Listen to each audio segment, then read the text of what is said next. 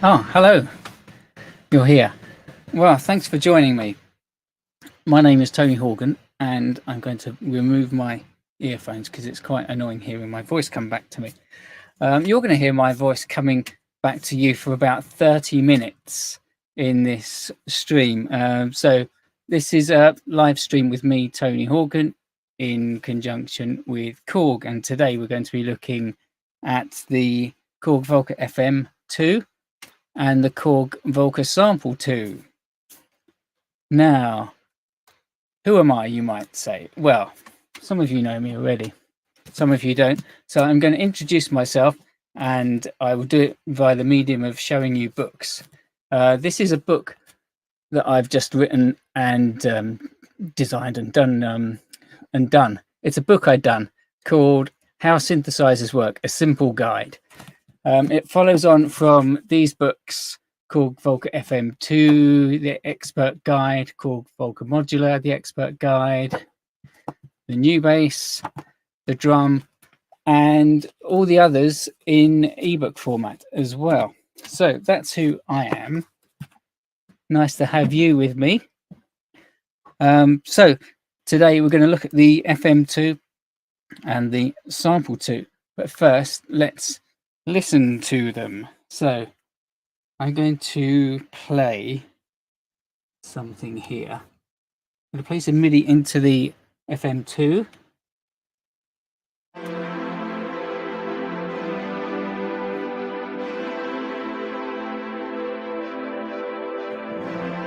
And then I'm going to add some beats and a bass line from here. Let this play through one more time.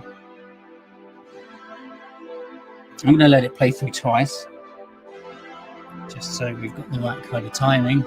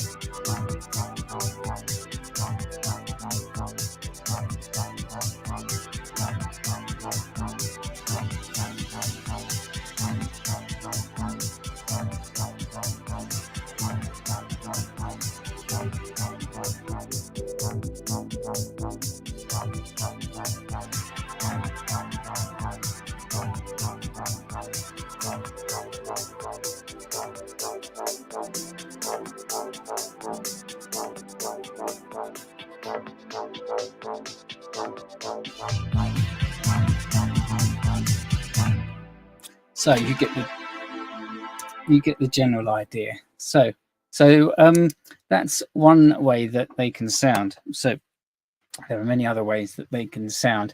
So I'm going to give you a quick overview of what they are and how you can have lots of fun with them. So this is I've got two cameras here. This is one camera. This is another camera, which you're looking down from now. This is the Korg Volca FM2.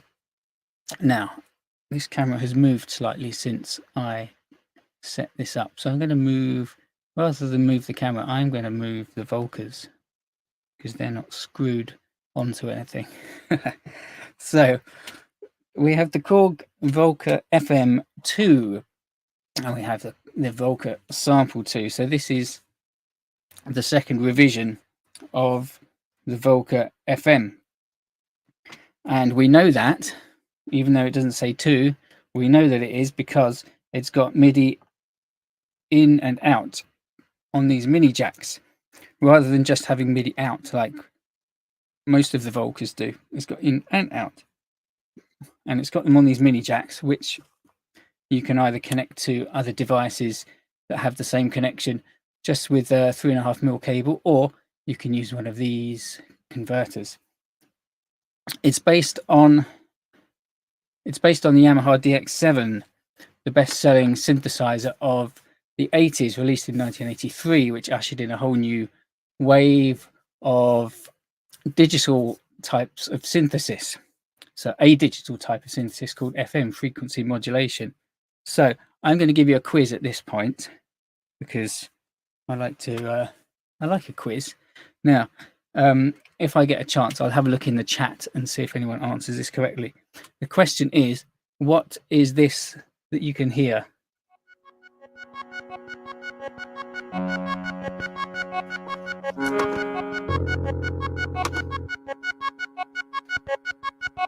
And also, what is it? You can see what you're hearing is what you're seeing here. Running on my Amiga.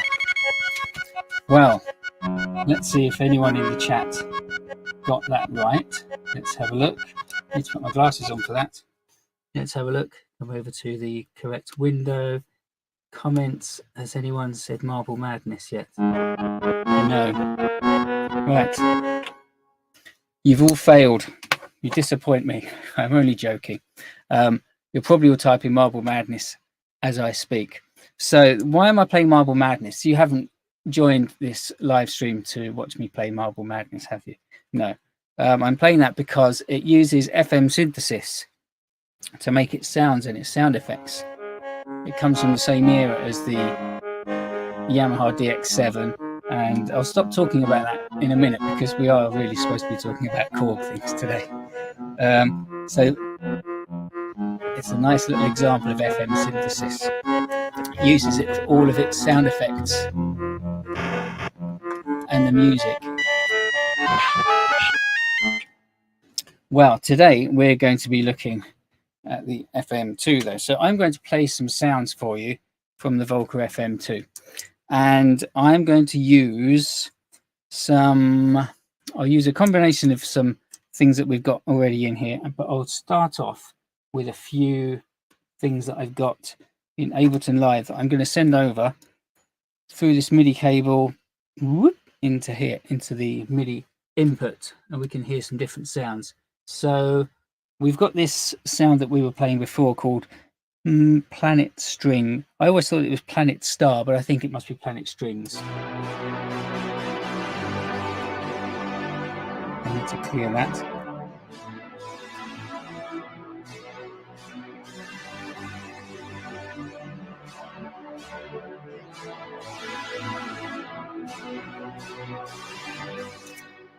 You'll notice, come back to me for a second. You probably noticed that that's got a nice amount of reverb on it, and that's not coming from my mixer, that's coming from the reverb on the Volca FM itself, which is a new feature for the Volca FM2. So new features for the FM2 are reverb, MIDI in and out, and what else? Oh, some other things I'm sure. Or a randomizer, a program randomizer. So back to this. I'm going to play you some more sounds because, as they say, if a picture paints 1,000 words, then play me some presets and I will know how it sounds. So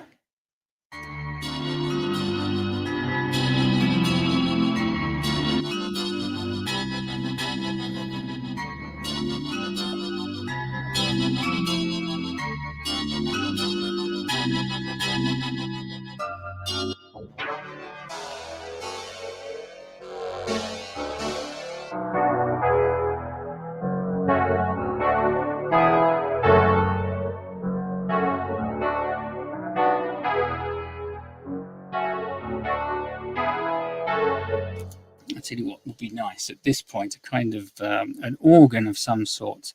Let's find an organ.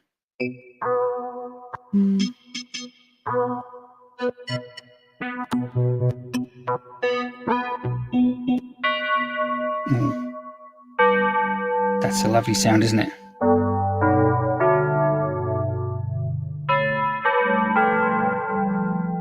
Very DX7, isn't it? Very 80s, very Top Gun.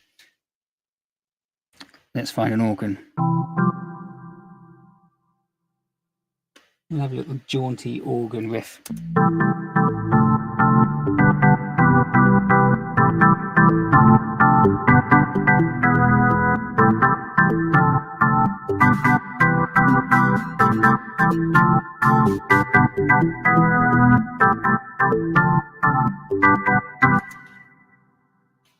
One of the things, so I didn't mention, actually, what I should mention is that the Volca FM2 can play all of the Yamaha DX7 patches ever made, because it uses exactly the same sound generation architecture inside. So the way the sounds are made is exactly the same. It uses operators, which are waves, and it arranges them in a kind of flow chart. Some of them are audible waves, and some of them are waves that make the other audible waves wiggle up and down even more to make higher frequencies. And the way they're all joined together defines, and the pitches of them defines the actual sound. It's a difficult thing to explain and to understand, to be honest. And on the Yamaha DX7, it was very hard to program. So it had some great presets that were cartridges. You could plug in a cartridge and it had these lovely preset sounds. But to just tweak them was really difficult because it was buttons and menus and things. But there are lots of clever people, fortunately, who've made lots of other sounds, and you can load all of those in via MIDI, so via a sysx message. It's I'm getting a bit technical now, aren't I? Use DexEd or something like that. So with the difference here is that you can tweak all of these sounds in real time. So if we were to play this again, get my headphones on so I can hear what you're hearing. So we could change the LFO rate and depth is nice to do on an organ.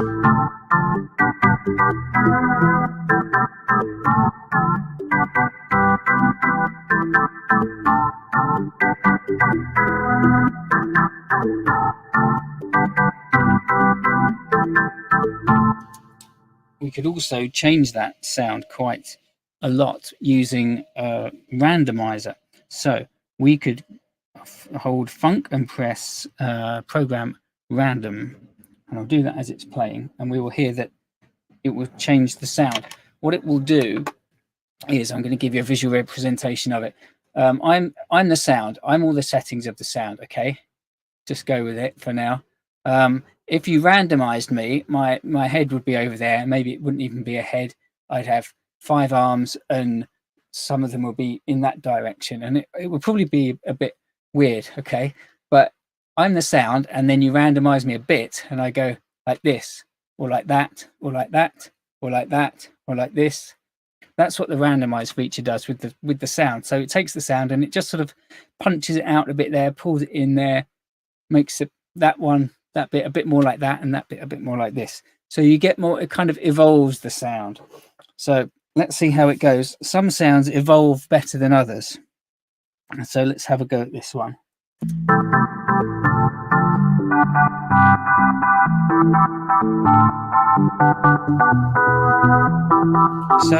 So far that's a fairly subtle change, and it still sounds nice, doesn't it?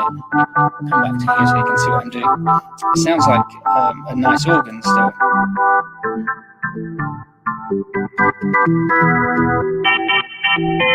Yuck. So sometimes it doesn't sound good.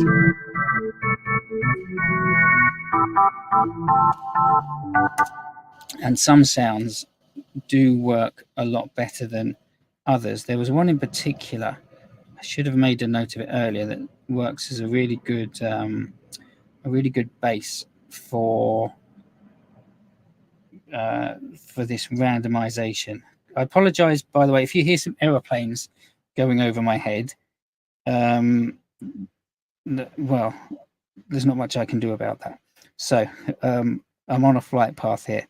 So I think this one, Gamma, I think this one was quite good for randomizing.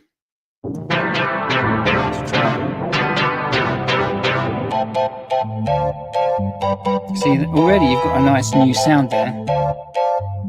If you wanted, you could save that sound, and if you didn't want that one, you wanted to come back to this, you can just select it, select another sound and come back. It's probably a bit loud, isn't it? Okay, let's do one more. Do a couple more, and then I'm going to see. Oh, I need to show you some more things. So what am I going to show you? Come back to me. I'm going to just have a quick look at my list on the wall there.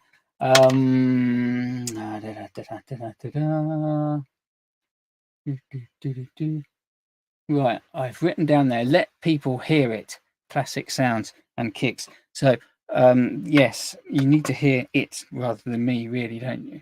So a couple of things I was going to say. This one has got double the patch memory of the previous one, so you can store 64 patches, which is the equivalent of 2 DX7 cartridges. So it's good because it means you can have a lot more of your favorite sounds in there. You don't have to keep changing them. I reckon most people could probably get all of their favorite sounds into this in the whole memory, and you can still put a few, try some out in future, but I reckon you could get all your favorite basses, organs, electric pianos, strings and pads and things like that, and a few weird effects in that 64. There are, I was going to say, millions, thousands of patches online for you to try, and you can also just get the original DX7 cartridges and send them straight over. It's got an arpeggiator, and it's got that reverb built in, and it's got some really nice effects also. The unison and chorus sound really good. So for example, I've got a really nice, where is it? I've got a nice solid bass, which is a well-known bass sound, and I'm going to partner this with a drum pattern here.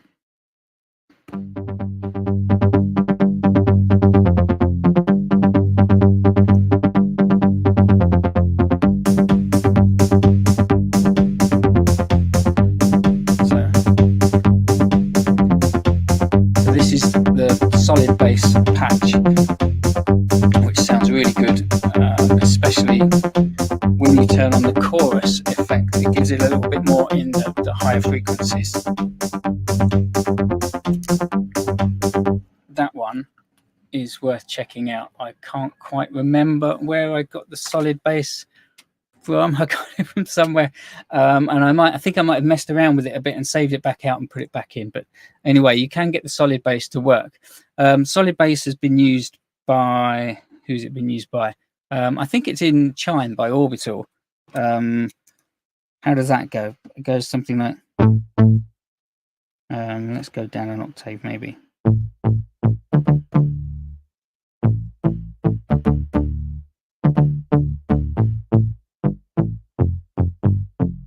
Haven't got enough room on the keyboard range there, but you get the idea of that.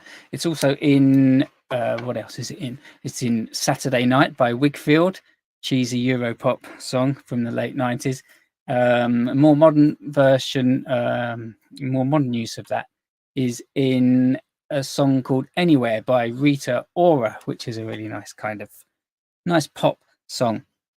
If you listen to Anywhere by Rita Ora and then wait for the chorus, you'll hear the bass line in the chorus, and that's solid bass or maybe lately bass, which is a very similar sound. So let's run through a few more sounds, and then we're going to have a look at the Volca sample before we run out of time. So let me see, what have we got here? A nice electric piano would be good for this one. I'm going to clear this, and let's say that. I say a nice electric piano. I'm going to try something.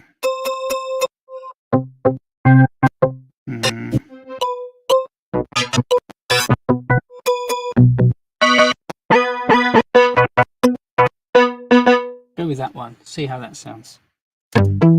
No, that's not it. Clear that. Gotta clear that. It's gone again. It's selected another sound. Sorry. Bear with me.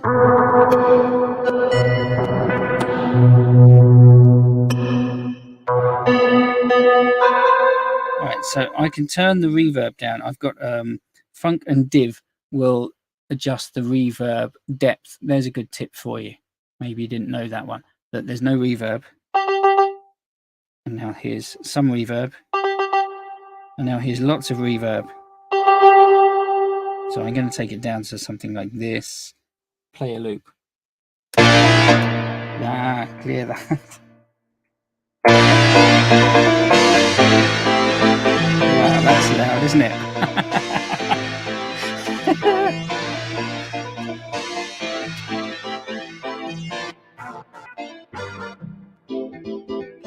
That's a bit more well behaved, isn't it?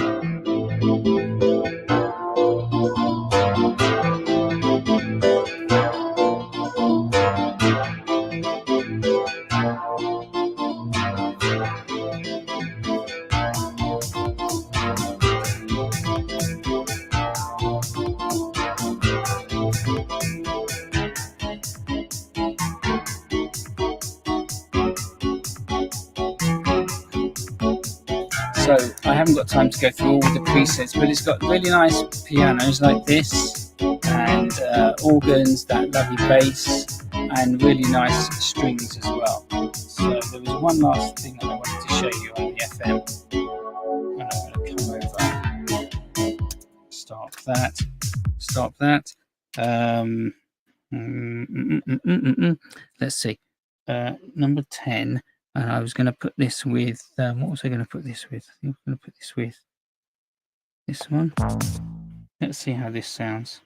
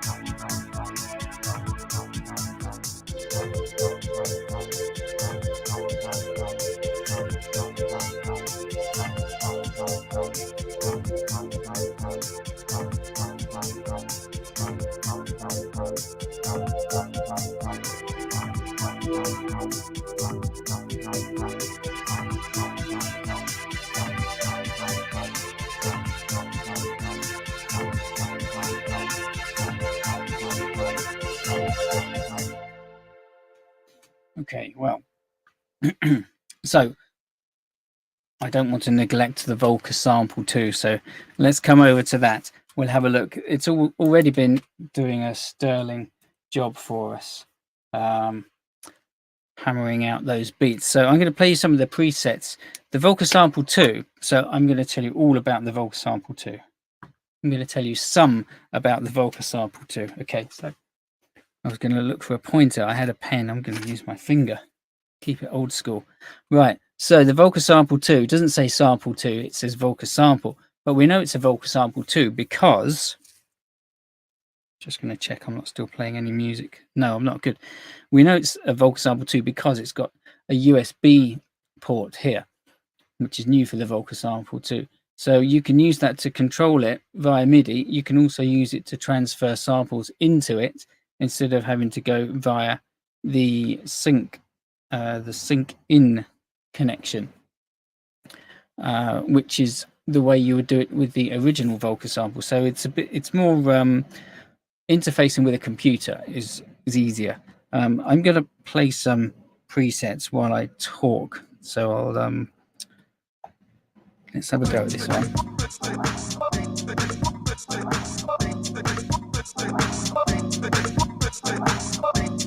One thing that they've done, I say they, I'm talking about Korg. The Korg engineers, designers, sound people have done a really good job of loading loads of really good preset samples on here and also making some nice beats. I'll run through some of the beats and then I'll show you some of the samples, and then I'm going to show you a few techniques. So here are some of the presets. When you're playing a pattern, you can chop between different ones. You could either set them up as a pattern chain like you can here, so it will automatically play a sequence of patterns, or you can chop and change and it will keep the timing. If I hold memory, then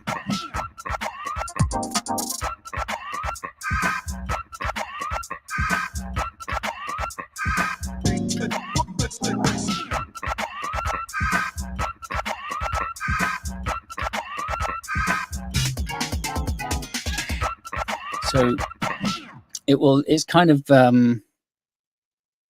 it's got some kind of DJ sense to it. So generally it's it likes to keep things in time. So when you change from one beat to another, it doesn't, if you're on step 7 of that pattern, it will then change when you get to step 8 of the, it will come into the next pattern on step 8 rather than coming back to the first one. So it's a bit like having, like, you know, if you had 2 record decks here, for example, and you were and you had both tracks synced, 2 different tracks synced in the same phrasing, and then you're moving the crossfader from one to the other.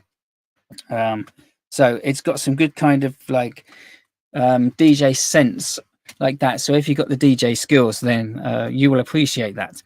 I'm going to run through some of the preset sounds and samples. Of course, you can load your own samples onto there, but I'm going to run you through a few of them quickly, and then we're going to do we're going to make up a beat and mangle some sounds. So what have we got? I did say we'd be about half an hour. We might squeeze in an extra 5 minutes.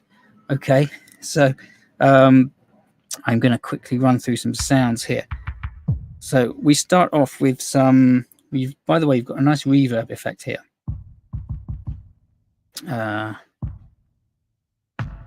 Which you can hear on there. I'm going to take this down so there's no reverb. You weren't looking at the right camera, were you? Sorry, I shouldn't blame you. I didn't press the right button on my mixer. So what I'm doing is I'm changing the sample that I've selected here with the sample knob here. So we start off with bass drums and we go through other percussion sounds into some musical sounds and some vocals and some effects.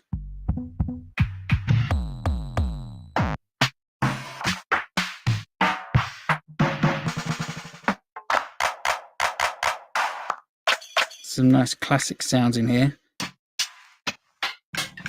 Some things that sound like they've been sampled from the kitchen.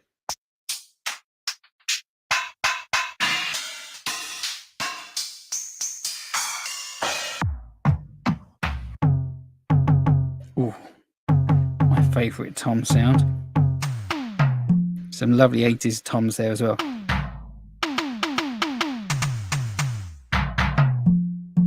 And then we go up. Here are the sounds from the kitchen. And then you got some musical sounds, and you can pitch these if you like. If I was to hold funk and speed, then I can pitch that in note steps. So I won't go through them all, but as you can tell, there are some really nice ones you can use to build up stuff. So I'm going to set up a beat here. Let me have a look. I made some notes. Oh yes, pattern 5. So I'm going to select pattern 5. The memory 5. So we've got this pattern. What I'm going to do, I'll tell you what I'm going to do, and then I shall do it. I'm going to show you how to do a kind of time stretch effect. I'm going to use a vocal sample. I'm going to loop it so that it says, what does it say? I can't remember what it says. Say what? Say what? That's what it says. Say what? It says say what. So I'm going to loop it so it says say what, say what, say what, and it will fade out because it has a volume envelope on it. It will say what, say what, say what, and then I'm going to squash the loop point down. Instead of it going all the way to the end, I'm going to take the loop point there so it goes say what, say, and then I'm going to change the start point. So instead of starting from s, it's going to start from it's going to still have this tiny loop, but it's going to move through the sample as I change the start point. So it's going to start, instead of going zzz, it's going to go say what, and then I can move it back like this. So that's the theory. Let's see if I can do it. So come back down here. Why am I going to do this? Because it's to show you how you can mangle things with the volca sample and get really get down to a tiny kind of granular level. So this is my sample here. So first of all, Say what? I'm going to set this up with a loop. So I'm going to hold funk and I'm going to press loop on off. So now the loop is on. Say what? Say what? Say what? Say what? Say what? Now I'm going to make sure the start point is at the beginning, which it already was, and then I'm going to change the length of the start point. So if it's here, that's going to loop the whole sample. If I bring this number down,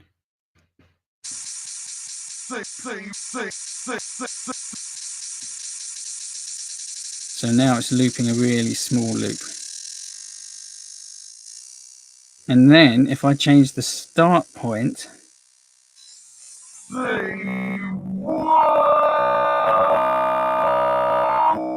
it will loop a different section of the sound.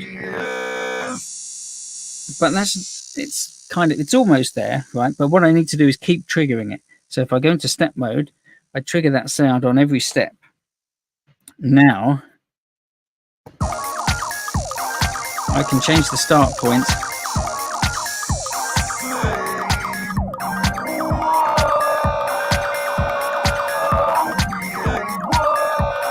So then I can scan through it. I could change the length to make it an even smaller bit.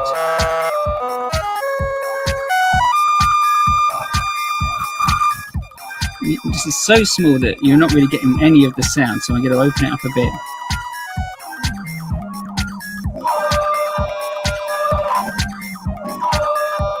And then I can change the speed.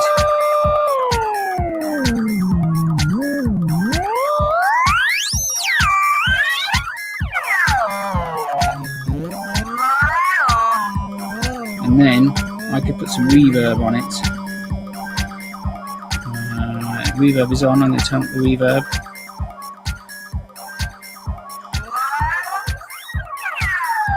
And I can change all of those at the same time.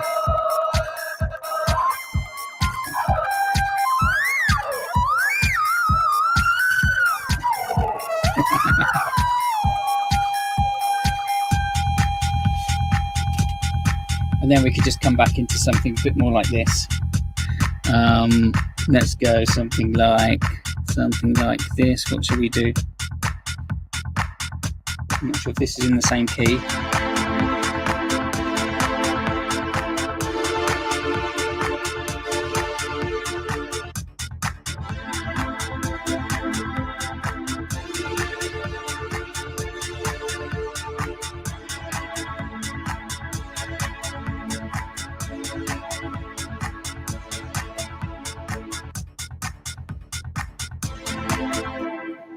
Well, I think we're about out of time now, I'm afraid. I'd like to go on longer, but I would probably I don't know.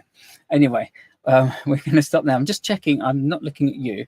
I'm not ignoring you. I'm just looking at my list here to check that I did everything that I wanted to do. I did most of the things. Actually, I didn't show you the high cut and the low cut, which is too good not to show you. You've got a bass and a treble isolator here. I'm just going to show you these quickly. You've got a bass and a treble isolator. They're kind of like kill switches that you might have on a DJ mixer. You can take the bass out, take the treble out, and you can put those back up again. Or you can use them to boost the sound. So if you want a bit more bass or a bit more treble. Seeing as we're at the end, and I don't mind kind of redlining the last minute of the live stream, I'll do this. Some people say they always turn up these because it gives a punchier sound. I'm going to put them back. Right. Okay, I'm going to try to stop checking everything off the checklist. I'm going to wrap it up around about now. So if I forgot to say, if you just tuned in, thanks for tuning in and doing that housekeeping. But if you have just tuned in, probably best to look this up and watch it again on Korg's YouTube channel and Facebook page. It's been really nice having you with me. I'm sorry I didn't manage to get through many of these comments, or any of them really. The trouble with doing these streaming things, you have to do everything yourself. So I'm just going to remind you with a quick plug of my books, because that's what's paying the bills these days. How Synthesizers Work, a simple guide by Tony Horgan, which is a really fun guide to all kinds of synthesizers. So that's a good one. It's not a science lesson. It's a fun book. And then my guides to the other Korg volcas, which are available from Amazon, as is this one. So these are all from Amazon in print, and ebooks from Google Play Books and Apple Books. I think, oh yes, what am I going to say? Twitter, yes, I'm on Twitter at the Tony Horgan. I'm not on Mastodon at this point. I know everyone else seems to be moving over that way, but I'm keeping it old school. On Twitter at the Tony Horgan, and you can also find me on YouTube. I've got 2 YouTube channels, one for Amiga stuff, Tony Horgan Amiga, one for general stuff, which is just me, Tony Horgan. I've got a Udemy course, a video course about synthesizers, too many things. Anyway, if you look me up on Twitter, you'll see me plugging most of my stuff. So I'm not going to read through the chat now, but I will look through that later on and reply to you. Thanks for having me. Thank you to Korg for giving me this opportunity, and thank you to you for joining me. And I will play out with a little loop, and I will say bye bye. Thank you and bye bye.